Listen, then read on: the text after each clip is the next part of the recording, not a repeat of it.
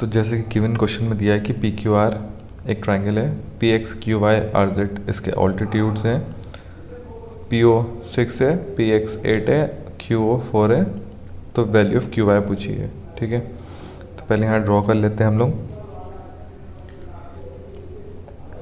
Points P Q are. ठीक है, नामकरण कर लेते हैं इसका पहले हम लोग, और यहाँ से एक ऑल्टीट्यूड गिरा दिया हम लोगों ने पी एक्स, फिर क्यू से वाई का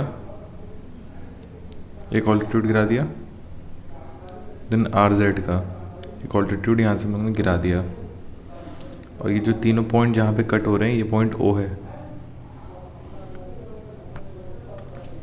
ठीक है, ये ओ है, तो पी ओ 6 है, पी एक्स 8 है, यानी कि ये 6 हो गया, तो पी एक्स टोटल 8 है, तो ये कितना बचा, ये 2 रहा, 2 बचा। ठीक है, पी एक्स 8 है तो ये टोटल अब यहाँ से यहाँ तक का 2 बचा। देन उसके बाद नेक्स्ट क्या है,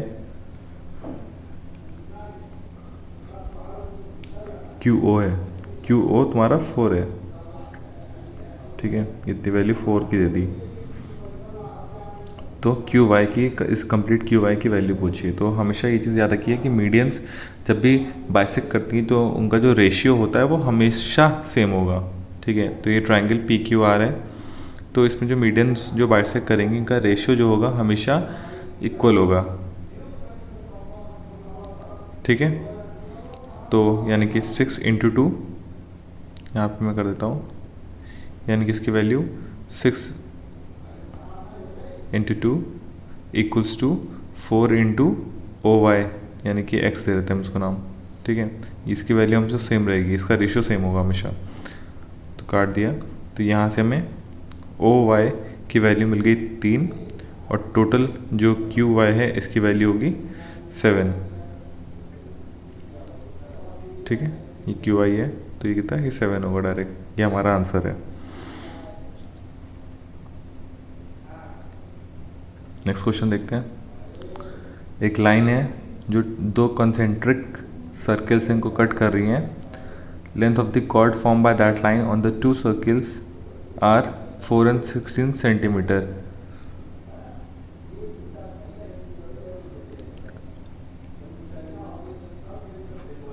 तो पूछा है कि स्क्वायर ऑफ रेडियाई का what is the difference in the squares of the radii of the 2 circle.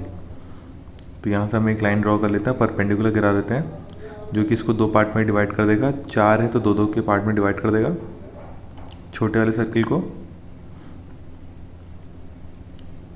और बड़े वाले का डायमीटर 16 है, सॉरी बड़े वाले कॉर्ड की लेंथ 16 है, तो इसको जब ये डिवाइड करेगा तो ये टोटल 16 को 2 पार्ट में डिवाइड करेगा, 8 और 8 में।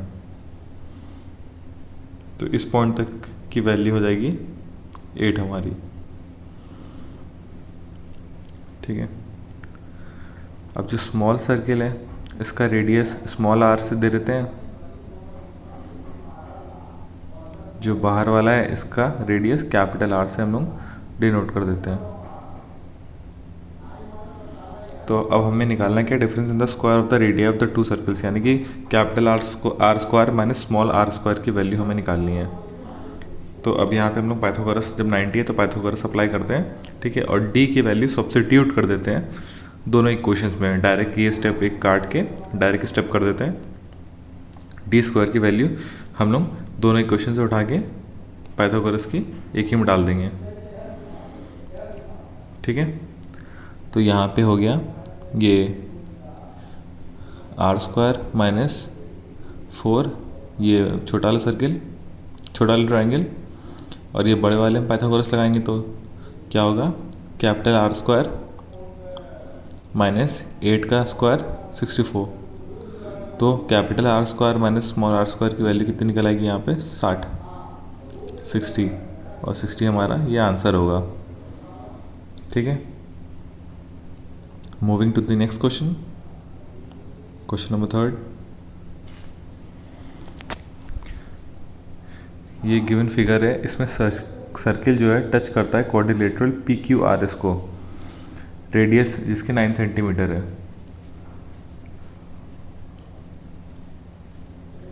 RSP SRQ की वैल्यू 60 दी है, PQR और QPS की 120 है, तो पेरीमीटर क्वाड्रिलेटरल का क्या होगा ये पूछा गया है।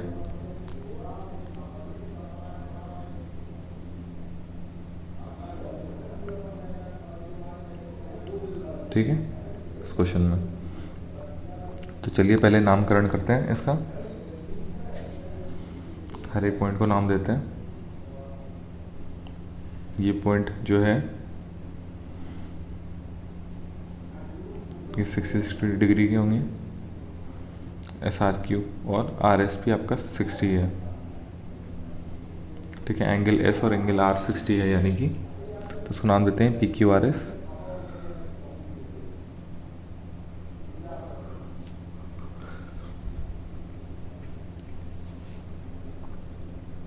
एंगल S और एंगल R आपका 60 डिग्री है।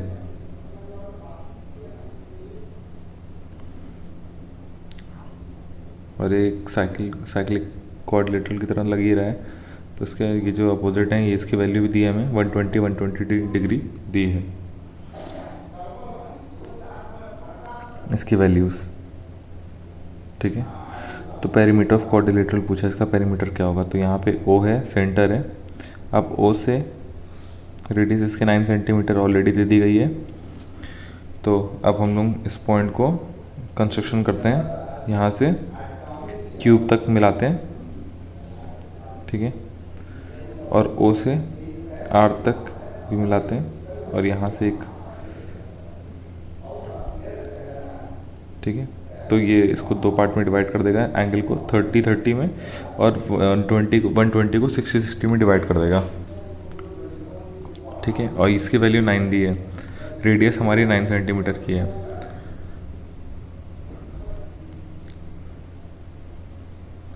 ठीक है, इस पॉइंट को हम लोग A पॉइंट दे देते हैं। तो OQA में ट्रायंगल में क्या हो रहा है, ठीक है, tan थीटा हम लोग लगा देते हैं यहाँ पे। तो ये tan 60 की वैल्यू क्या होगी, अगर यहाँ से हम लोग देखेंगे तो यहाँ से ये 30 हो जाएगा अंदर का। ठीक है, ये 90 है, ये 60 है, तो ये 60 हो जाएगा। ठीक है, क्योंकि 60 का आधा हो गया और वो 90 है, तो बचा कुछ 60 ही होगा। ट्रायंगल का 180 होता है टोटल सम। तो 1030 यहाँ लगा देते हैं कि QA अपॉन जो OA की वैल्यू है यानी कि 9, तो यहाँ पे 1/√3 QA की वैल्यू हमारी दी है, QA की निकालनी है हमें, तो हमने x मान ली और एक हमें वैल्यू दी है 9। तो इसको जब हम सॉल्व करेंगे तो जो x की वैल्यू है यानी कि QA की जो वैल्यू होगी वो हमारी यहाँ निकल आएगी 9/√3। √3 से ऊपर नीचे मल्टीप्लाई कर देंगे तो 3√3, यानी कि QA की वैल्यू हमारी आ गई 3√3। और कंप्लीट ये इसका डबल है QR, तो इसका 2 टाइम्स हो जाएगा, यानी कि 6√3। ये वैल्यू 6√3 हो गई हमारी। ठीक है, यहाँ डबल कर दिया तो 6√3 हो गया यहाँ पे। फिर एक इधर भी कंस्ट्रक्शन कर लेते हैं, नीचे भी ड्रॉ कर लेते हैं। ये 90 होगा और ये 60 को दो पार्ट में डिवाइड कर रहा है 30 में। ये 90 है तो ये 60 होगा। यहाँ भी हम tan लगा देते हैं x की वैल्यू निकालने के लिए, tan 60। और यहाँ हम लोगों ने लगाया है सेम, पहले हमारा परपेंडिकुलर यानी कि x, ठीक है, और अपॉन हमारा ये पॉइंट 9 जो इसका रेडियस है। तो यहाँ से हम हमारी क्या वैल्यू निकल ली 9√3, तो इसका डबल क्या हो जाएगा हमारा SR की वैल्यू हो जाएगी, यानी कि 18√3। ये 9√3 है तो ये भी 9√3 हो जाएगी। ठीक है, टोटल जो हमारी बन रही है 18√3 बन रही है। अब जो हमारा क्वाड्रिलेटरल जो बन रहा है, ठीक है, इसके चारों जो साइड्स होती हैं इनका सम हमेशा, जो दो साइड अगर हमें मिल गई हैं हम उसको डबल कर देते हैं तो वो चारों साइड का सम हो जाता है। ठीक है, तो 6√3 ये हो गई और ये 18√3 और 18√3 ये हो गई। तो इनको जब हम लोग ऐड करेंगे तो 18 36√3 और 12√3 यानी कि 48√3 इसका आंसर आ जाएगा। ठीक है, मैं सिंपल इजी कैलकुलेशन करके भी दिखा देता हूँ यहाँ पे आप लोगों को। जब हम इसको ऐड कर लेंगे तो हमारा 48√3 बना देगा और यही हमारा आंसर होगा।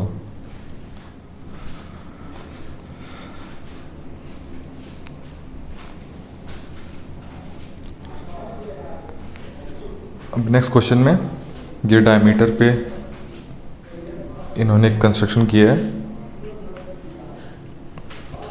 जो डायमीटर PQ है वो सेंटर है और X एक पॉइंट दे दिया है और ये पॉइंट A और B है। इसकी वैल्यू 64 दे दी है एंगल की।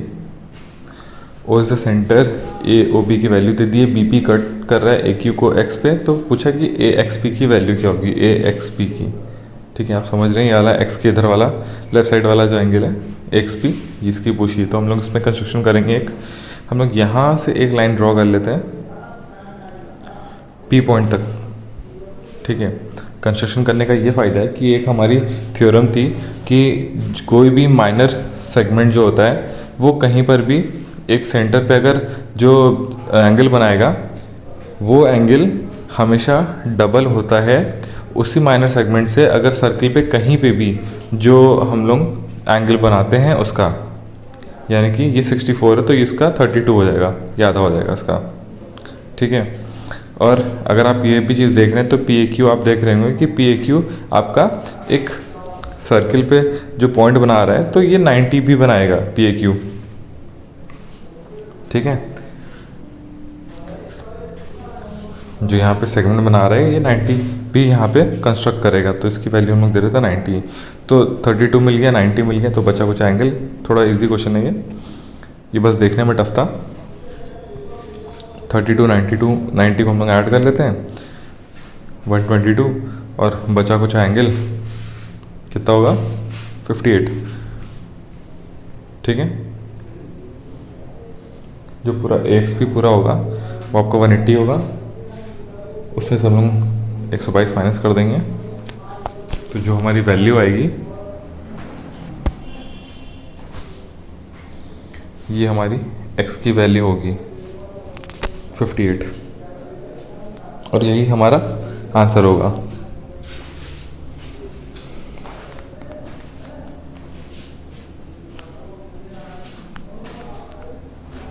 ठीक है, अब नेक्स्ट क्वेश्चन में चलते हैं।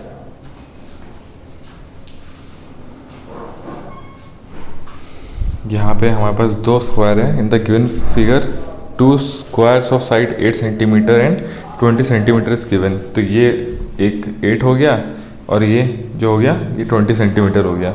ये दो स्क्वायर हो गए हमारे और ये शेडेड पोर्शन है जिसकी हमें वैल्यू निकालनी है। तो इसको नाम दे देते हैं पहले ABCD E। तो इतने पॉइंट्स हमने दे दिए हैं। अब आप ज़रा अगर ऐसे क्वेश्चंस करें हैं तो ये आपको यहाँ देख के समझ में आ जाएगा कि यहाँ पे सिमिलरिटी हम लोग लगाने जा रहे हैं, क्योंकि EB आपका DE से पैरेलल है। ठीक है, तो उसके ऑपोजिट साइड्स जो होंगे या ऑल्टरनेटिव जो साइड्स होंगे वो भी इक्वल होंगे। तो एंगल D और एंगल E सेम होगा, एंगल E और एंगल B सेम होगा। ठीक है, तो यहाँ पे हम लोग सिमिलरिटी लगा देंगे। तो 8 अपॉन कंप्लीट साइड 28 और इधर DE अपॉन EB यानी कि 20। तो यहाँ से हमें DE की वैल्यू निकल जाएगी। ठीक है, जो कि हमारी होगी 40/7।